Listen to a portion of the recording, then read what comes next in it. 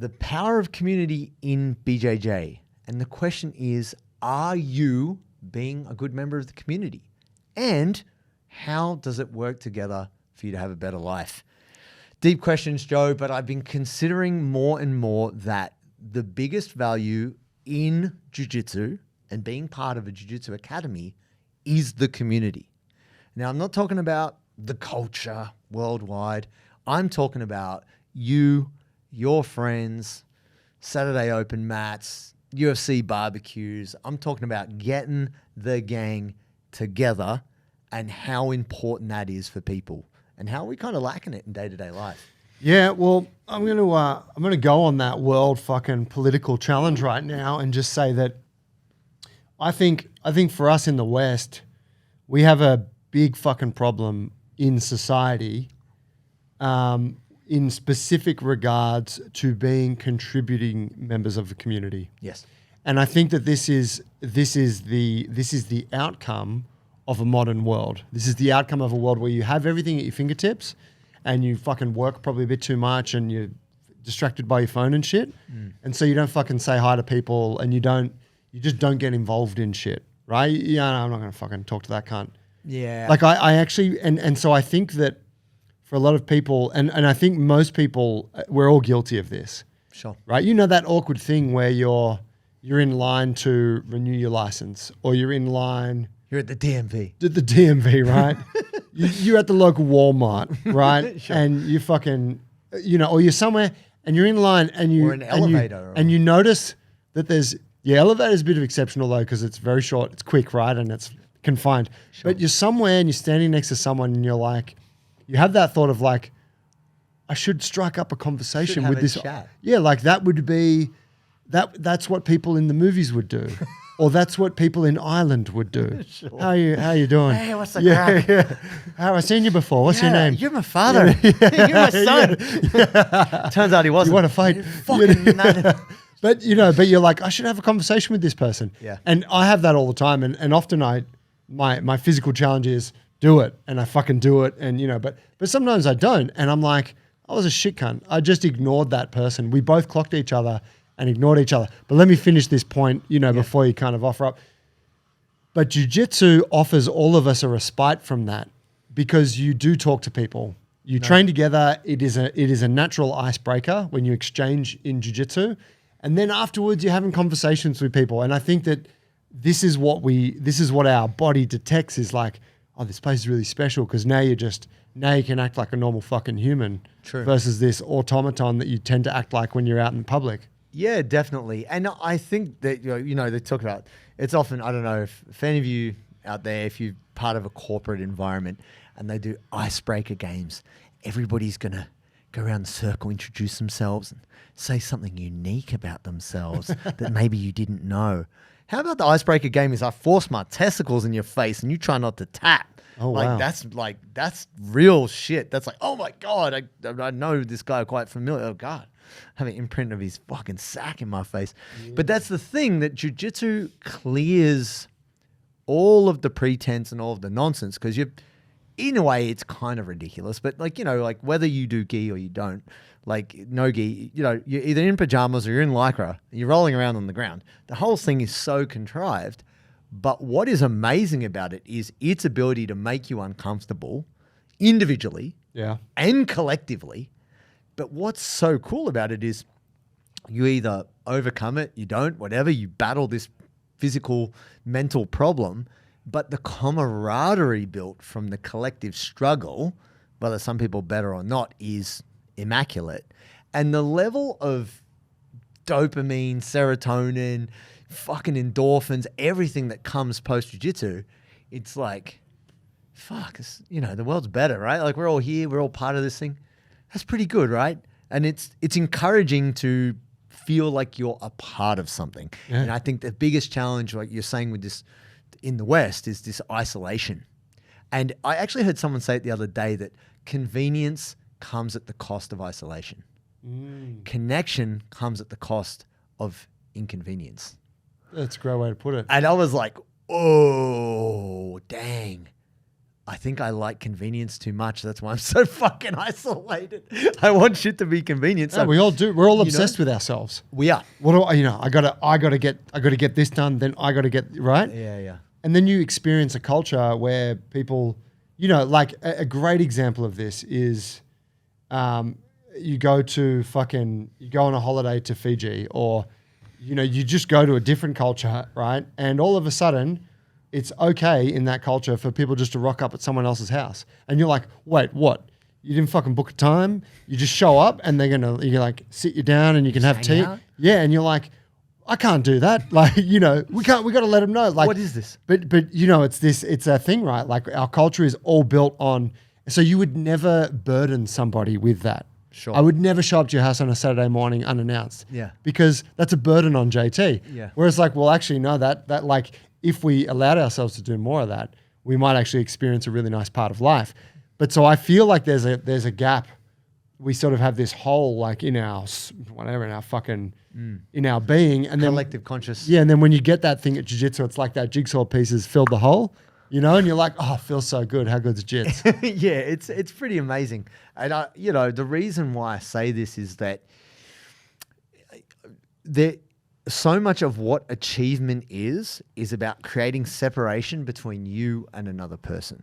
Like the competitive side of what life is kind of zero sum in the sense that it cuts you off from others.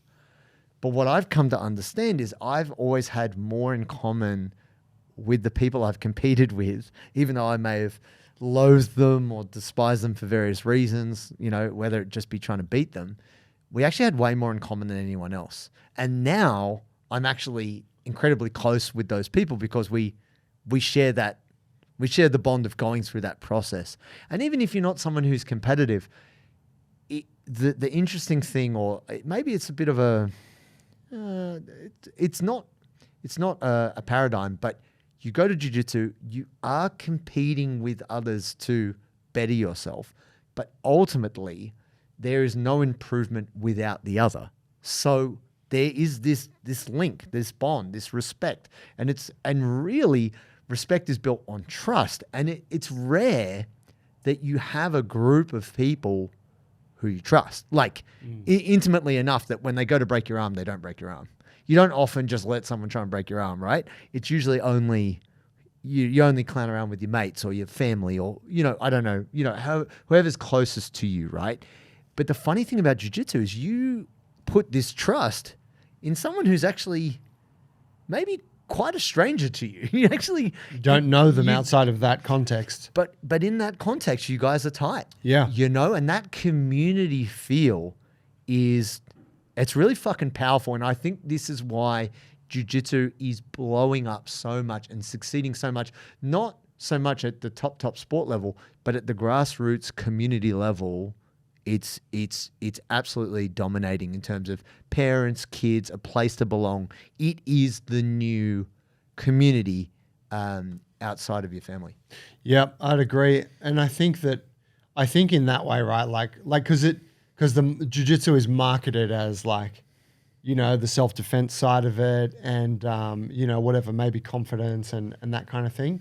And it does tick all those boxes. But I think it's more so this other kind of more like intangible kind of thing, right? That you feel when you train it, or for a parent seeing kids do it, they're like, I fucking love that my kid does it. Yeah. And I think that's kind of why it's blowing up in the West, because we're all fucking starved of this thing. Yeah, we're getting the connection that we're missing. Yeah, whereas if you go to, I don't know, if you go to another culture where martial arts are traditionally huge, like Japan or something, yeah, jiu-jitsu is huge, but so is every other martial art. And it's not particularly unique in what it's bringing to the culture because those things exist there. That's true. But it's interesting. So I was actually talking to Paul about soccer. He's coaching his kids team, and he was saying that the parents like drop the kids off and they're like, see ya, I'm going shopping, whatever. And it's your problem now. It's like, hang on a second. Don't you care about this? Because obviously Paul cares a lot. Like he cares about his sons and he's in there and he's so passionate to share this thing that he loves too, right? But he's aware that there's these other parents and not giving a shit. they're really... Yeah, it's like childcare. Yeah, it's like cheap childcare, right? It's bought them 2 hours to go do whatever. And fair enough, do that if you will. But what I think is cool about jiu-jitsu is when I speak to jiu-jitsu dads and mums, they started, and this is something we've talked about before, they weren't sure if they would do it, but their kid got into it and they're like, fuck, it looks kind of fun, you know? And then they kind of hang out and they chat. The instructor's cool. Like, yeah, I chat to that guy. He's a cool dad, or she's a cool mom. And like, yeah, maybe I'll do it. You know, like our friend, shout out Simone Strongman, you know, like his son getting in kind of brought him back in, you know? Yeah, yeah. And then it is a thing that you are sharing this growth, this community, this human experience with your kids. It's not just dropping your kids off at Little League or soccer or something. It's like, we all do it together. And so then when there's an open mat, I just take my kids. I get to roll, they roll. As long as they don't kill anyone, I don't kill anyone. Everyone had a good time, you know? Yeah. I think it is so good that if a gym does it right, they can help the kids grow into cool, like young humans, and then it can help adults be, you know, better humans too, because they feel part of something. It's not just I'm doing something for myself. Like, you feel like you're part of something. Yeah, absolutely. My friends, I am here to save you time. I do not want you to waste time drinking Gatorade, Powerade, or any other suboptimal electrolyte drink. You know why? It's just sugar. I have the answer for you, my friends. It is Sodi, the sponsor of today's show. Sodi is the perfect mix of sodium, potassium, and magnesium. And those are the salts that make your muscles work so you can choke a fool. Also, is delicious. And when you go to Sodi, SODII.com.au, and use the code Bulletproof15, you get 15% off. So what you waiting for? Get the hydration, get the electrolytes, and get choking fools today. Yeah, I mean, of course, you still get those parents that drop their kids off, right? And fucking, I'm going to use this time for myself. Weak. I mean, whatever, do what you do. Yeah, but you know, and that's kind of another one of those symptoms of our fucking modern existence, which is that like, we're so fucking important that what I need is like, no, I need to go do my shit when I don't have my kid, right? Whereas like, no, maybe if you watch your kid train soccer for 90 minutes, that would actually be awesome. That'd be good for you. For your kid's experience of life. And that would be great in the family and, you know, like, all that shit, right? Yeah.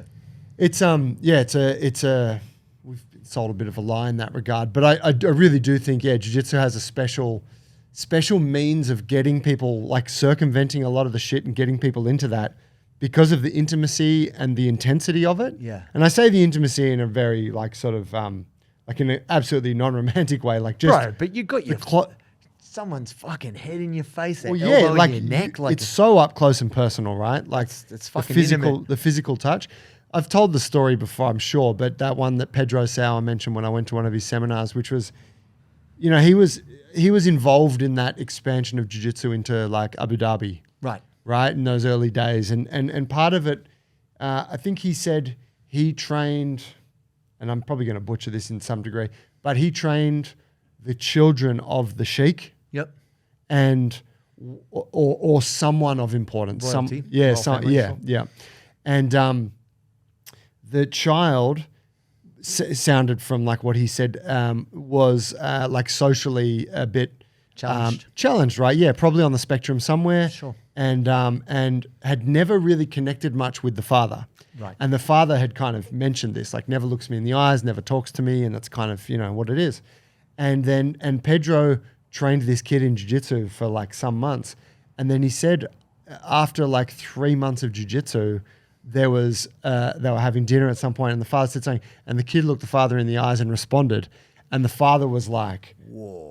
Fucking shocked. He'd never looked me in the eyes and never addressed me directly. Wow. And it was like, it was the jiu-jitsu that made him like that allowed him to, you know, become, you know, and for Pedro, he was like, holy shit, like this is, I was just playing with the kid and teaching jiu-jitsu and having fun. Yeah. And that was the outcome, was this fundamental change in that child and that father's relationship and potentially that kid's experience of life, right? Yeah, man, that's so massive, and especially I think for the best part, if you're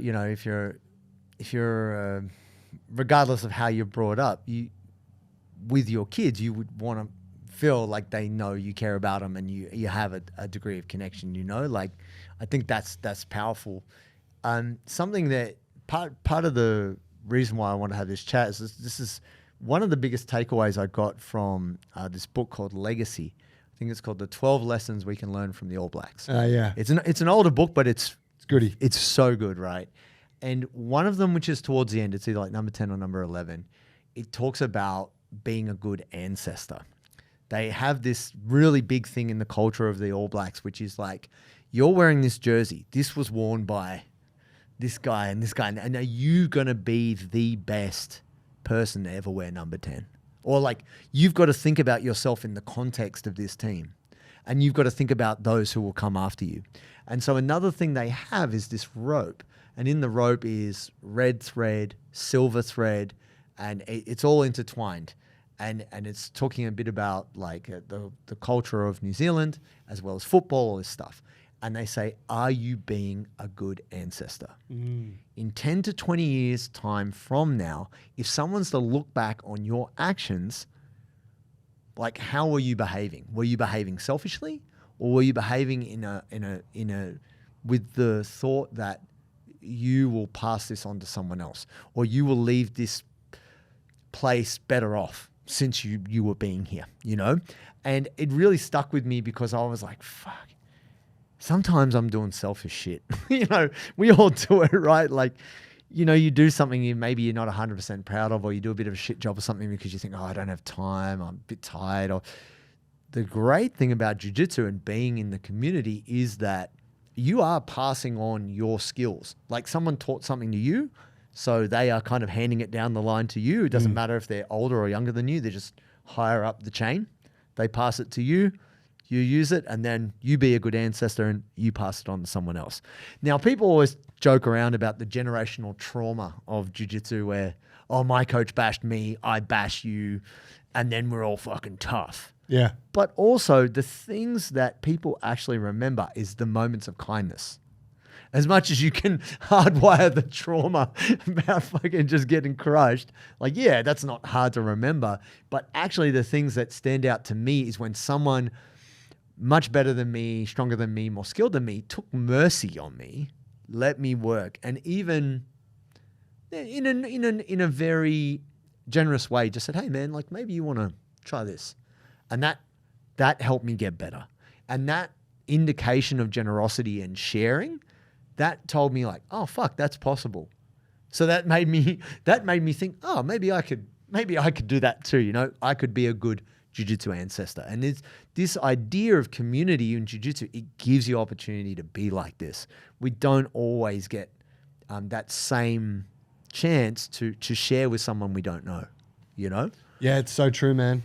It's so true. I love that. I remember I read or listened to the audiobook some time ago, but so fucking cool, right? It's like power. Some of the things they do as a way to maintain a culture, and like a code of ethics almost. I really like that. How you're part of this lineage, right? And how does that reflect on your ancestors past and future?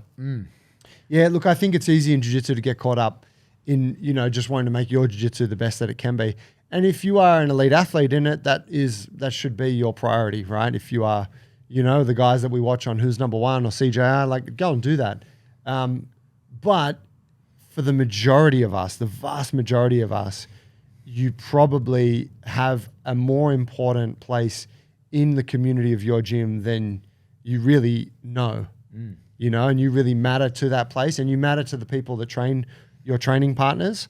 And it's important to sort of be aware of that, right? To respect that role. Yeah, definitely. And by just thinking about it a little bit, it can make you think that like some nights, even though you may not have the wins you want or the roles you want, maybe you didn't get what you came for kind of thing, but you being there and maybe it's just a few words of advice you give to someone else, or just you sitting there and sharing with someone.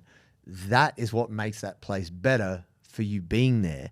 And doing something good for someone else is actually proven to be good for you. Like, it's funny. It's funny to think that being charitable or being helpful to someone else is selfish, but the things that are best, the irony.